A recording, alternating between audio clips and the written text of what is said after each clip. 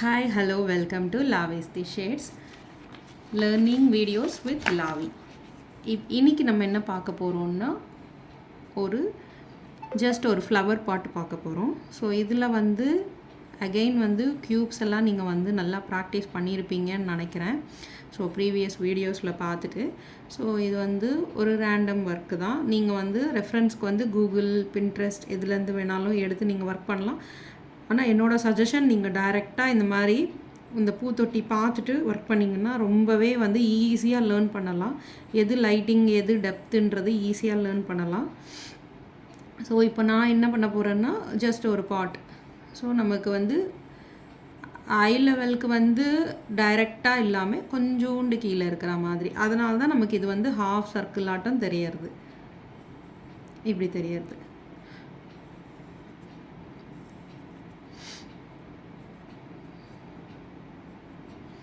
இதுவே நமக்கு பிலோ ஐ லெவலில் இருந்ததுன்னா இந்த போர்ஷன் நல்லாவே சர்க்கிளாக தெரியும்.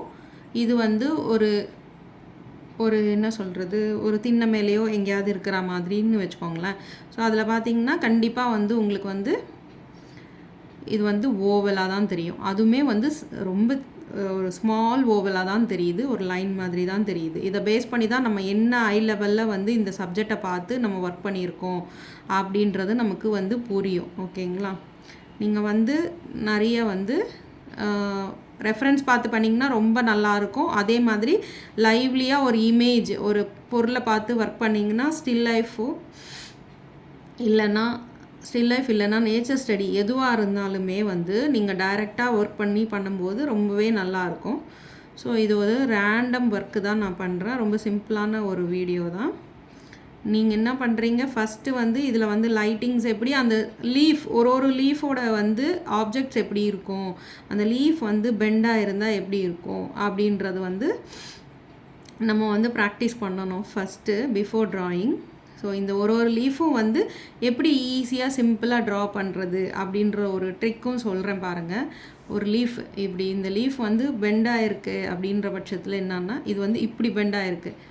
ஸோ ஒரு லீஃப் இப்படி இருக்குன்னா அது இப்படி பெண்டாக இருக்குது. ஸோ அப்போ ஃபஸ்ட்டு யூஸ்வலாக லீஃப் எப்படி போடுவோம், இப்படி போடுவோம். அதில் இது இப்படி இருக்கும். ஸோ இந்த இடம் இப்படி பெண்டாக இருக்குது. புரியுதுங்களா? ஸோ இது ஒரு எட்ஜு, இது ஒரு எட்ஜு, இது பெண்டான ஸ்பாட். ஸோ இதுதான் டார்க்கன் ஏரியா. அப்படின்னா இதோட ஷேடோ படுற ஏரியா இது ஜஸ்ட் இந்த பெண்டு, அந்த லீஃப் பெண்டாயிருது. ஸோ இப்போ இதை ஷேட் பண்ணுறோம். இதை ஷேட் பண்ணும்போது இந்த கீழே இருக்கிற மண்பானை கண்டிப்பாக எய்தர் ஏதாவது ஒரு கலரில் இருக்கும், இல்லை மண்பானை கலர்லேயே இருக்கும். ஸோ இந்த மாதிரி இருக்கும்போது நீங்கள் என்ன பண்ணணுன்னா, கண்டிப்பாக இது ரிஃப்ளெக்ட் ஆகக்கூடிய சப்ஜெக்டே கிடையாது கபட்டி. அதனால் நீங்கள் என்ன பண்ணணுன்னா நல்லாவே ஈஸியாக டெப்த்தாகவே கொடுத்துக்கலாம். ஒரு மாதிரி மீடியம் டோன் கொடுக்கணுன்ற அவசியமும் கிடையாது. இன்சைடு பாட் கண்டிப்பாக டார்க்காக இருக்கும். ஸோ அந்த டார்க்னஸ் கொடுக்க போகிறீங்க இந்த மாதிரி. அகெயின் இந்த ஒரு குட்டி ஷேடிங் ஒன்று பண்ணுவோம். டார்க்னஸ் டெப்த்து கொடுக்க போகிறோம். இப்போ இங்கே தெரிகிற இந்த ஒயிட் ஸ்பாட் என்னன்னா அந்த பாட்டோட திக்னஸ் இருக்கும் பார்த்தீங்களா, அந்த திக்னஸ். ஸோ அந்த திக்னஸ் கரெக்டாக நம்ம ஷேடிங் பண்ண போகிறோம். அதே மாதிரி இது ரிஃப்ளெக்ட் ஆகாது. ஸோ அதனால் ஹைலைட்ஸ் இருக்காது. ஒரு குட்டி ஸ்பாட் ப்ரொஜெக்ட் ஆகிட்டு இருந்தாலும் அது கீழே கண்டிப்பாக ஒரு ஷேடோ இருக்கும். ஸோ அந்த ஷேடோ ஃபஸ்ட்டு ட்ரா பண்ணிக்கோங்க. அந்த ஷேடோலேருந்து கிராஜுவலாக நம்மளோட கலர் இது பண்ணணும். ஸோ இது ஒரு சர்க்குலரான விஷயம். பட் கொஞ்சம் ஷேப் சிலிண்ட்ரிக்கலாக இருக்கும். பட் ஒரு இடத்துல கொஞ்சம் ப்ராடாக தெரியும். ஸோ அப்போ என்ன பண்ணணுன்னா அதுக்கேற்ற மாதிரி நம்ம இதோட ஷேடிங் பண்ணணும். அப்போ தான் இது சர்க்குலர் ஆப்ஜெக்ட் மாதிரி தெரியும். இப்படி ஃப்ளாட்டாக நீங்கள் ஒர்க் பண்ணிட்டீங்கன்னா கண்டிப்பாக அதோட சர்க்குலர் ஷேப்பே புரியாது நமக்கு.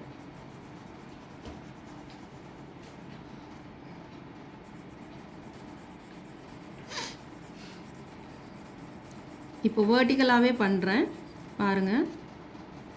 ஷேடிங் வந்து வெர்டிக்கலாக நான் பண்ணணும். ஏன்னாக்கா வந்து அப்போ தான் வந்து அந்த சப்ஜெக்ட் பார்க்கும்போது உங்களுக்கு வந்து ஷேடிங் வந்து பர்ஃபெக்டாக சூட் ஆகும். அதர்வைஸ் இது வந்து தப்பாக தெரியும், ஒரு மாதிரி ஃப்ளாட்டாக இருக்கிற மாதிரி தெரியும். ஒரு ஃப்ளாட் சப்ஜெக்ட்டுக்கு தான், ஃப்ளாட் சர்ஃபேஸ்க்கு தான் வந்து நீங்கள் வந்து ஹரிசாண்டலாக மூவ் பண்ணணும். இந்த இடத்துல கண்டிப்பாக ஒரு ஷேடோ மாதிரி தெரியும், ஏன்னா இது வந்து ஒரு பிளேட்டுக்குள்ளார இருக்குது. ஸோ அப்போ வந்து கீழே கண்டிப்பாக வந்து இது ஒரு மாதிரி இருக்கும். அதே மாதிரி ஏற்கனவே இங்கே காமிச்ச மாதிரி இந்த சைடும் கொஞ்சம் திக்னஸ் தெரிய வரும். அந்த திக்னஸ்க்கு வந்து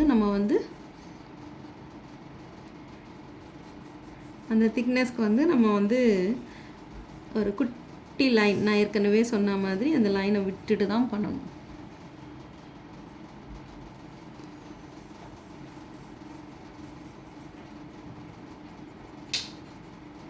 ஸோ உங்களுக்கு இந்த ஷேடிங் புரிஞ்சிருக்குன்னு நினைக்கிறேன். சிலிண்ட்ரிக்கல் ஷேப்பில் கண்டிப்பாக வந்து இப்படி தான் இருக்கும். இப்போ கீழே இருக்கிற அந்த பிளேட்லேயும் ஒரு டெப்த் இருக்கும் கண்டிப்பாக.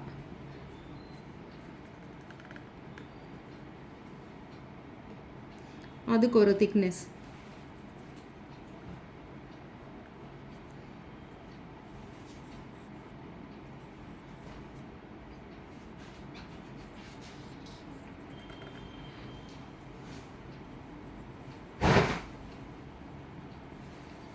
அதுக்கு ஒரு திக்னஸ் வரும். ஸோ இப்போ அகெயின் வந்து இது வந்து ஹாரிசன்டலான பிளேட்டு. ஸோ இது ஹாரிசான்டலான பிளேட்டுன்றதுனால நம்ம ஹாரிசான்டலாக வந்து ஒரு ஷேடிங் கொடுக்குறோம். ஸோ அந்த சப்ஜெக்ட்டுக்கு ஏற்ற மாதிரி, அந்த பொருளுக்கு ஏற்ற மாதிரி நம்ம வந்து மூவ் பண்ணணும் பென்சில். ஸோ அகெயின் நான் சொன்ன மாதிரி ஹைலைட் காமிக்கக்கூடாது. ஸோ ஒரு நார்மலான ஒரு ஷேடிங் வரும். நான் ஏற்கனவே சொன்ன மாதிரி 2 ஆப்ஜெக்ட் பக்கத்தில் பிளாக்காக வரும்போது கொஞ்சமாக வந்து நம்ம வந்து ஒரு குட்டி லைன் வந்து இது பண்ணிக்கணும். இது ரொம்ப குட்டியான ஒரு ட்ராயிங்ன்றதுனால இதில் ரொம்ப வந்து நம்ம வந்து நிறைய ஷேடிங்ஸ், நிறைய டீட்டெயிலிங்ஸ் காமிக்க முடியாது. ஒரு ரேண்டமாக ஒரு ஷேடிங் டீட்டெயில் தான் காமிக்க முடியும். இது நிறைய இடத்துல எங்கே யூஸ் ஆகும், தனியாக நம்ம வந்து ஒன்றும் பாட் வந்து வரைய போகிறது கிடையாது யூஸ்வலாக. ஸோ வந்து இது வந்து ஒரு பார்க்கு சீனரி அந்த மாதிரி நீங்கள் வரையும் போது அது பக்கத்தில் அந்த பெஞ்ச் பக்கத்தில் வந்து இந்த மாதிரி குட்டி குட்டி பாட்ஸ் இருக்கும், அதில் ஃப்ளவர்ஸ் எல்லாம் இருக்கும். ஸோ அந்த மாதிரி வரையும் போது எப்படி சிம்பிளாக நம்ம வந்து அதை வந்து ஷேடிங் பண்ணுறது, இப்படி தனித்தனியாக கற்றுன்னு அதுக்கப்புறம் நம்ம வந்து ஒரு பெரிய சீனரி ட்ரா பண்ணும்போது ஈஸியராக இருக்கும் நமக்கு. ஸோ நீங்கள் மொத்த சப்ஜெக்ட்டும் ஒரே வாட்டி பார்த்துட்டு ஐயோ இது எப்படி கம்போஸ் பண்ணுறது அப்படின்னு பயப்படாமல் குட்டி குட்டியாக அதில் என்னென்ன மெயின் ஆப்ஜெக்ட்ஸ் இருக்குது, அந்த மெயின் சப்ஜெக்ட்ஸை வந்து நம்ம எப்படியெல்லாம் பண்ணால் ஈஸியாக இருக்குன்னு சொல்லிட்டு ஒரு பெரிய சப்ஜெக்டை வந்து தாராளமாக வந்து குட்டி குட்டி ஆப்ஜெக்ட்ஸ் அதில் இருக்கிற வந்து பார்ட்டாக டிவைட் பண்ணிட்டு தனியாக ப்ராக்டிஸ் பண்ணி விட்டுட்டு அட்லீஸ்ட் கம்போசிஷன் இட் செல்ஃப் ஒரு குட்டி கம்போசிஷன் வரையுமாவது நீங்கள் வந்து தனித்தனியாக ட்ரை பண்ணி விட்டுட்டு அதுக்கு அடுத்து வந்து நீங்கள் வந்து தாராளமாக வந்து அந்த ஃபுல் இது கம்போஸ் பண்ணலாம். இந்த வெயின்ஸ் எல்லாம் இருக்கும், இதெல்லாம் கொஞ்சம் பெருசாக வரையும் போது கண்டிப்பாக நம்ம வந்து இந்த வெயின்ஸ் எல்லாம் காமிக்க வேண்டியதாக இருக்கும்.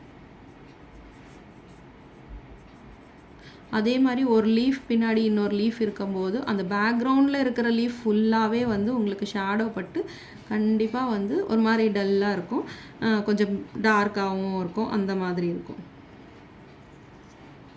சில இதில் வெயின்ஸ் வந்து நான் வந்து ஒயிட்டாக காமிச்சிருப்பேன், சில இதில் வந்து வெயின்ஸ் வந்து டார்க்காக காமிச்சிருப்பேன். அதாவது அந்தந்த லைட்டிங்க்கு ஏற்ற மாதிரி நம்ம வந்து கம்போசிஷன் பண்ணுவோம்.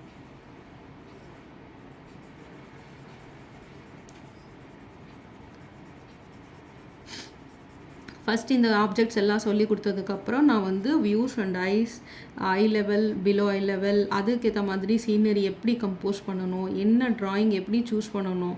ஸோ ட்ராயிங் டு நம்ம ப்ராக்டிஸ் பண்ண போகிற ஸ்கெட்ச் அப்படின்னா pencil sketch to pencil sketch, அப்புறம் colour pencil sketch to black and white pencil sketch, அப்புறம் வந்து ஃபோட்டோகிராஃபி டு பென்சில் ஸ்கெட்ச் இந்த மாதிரி ஒன்று ஒன்று சொல்லி கொடுப்பேன்.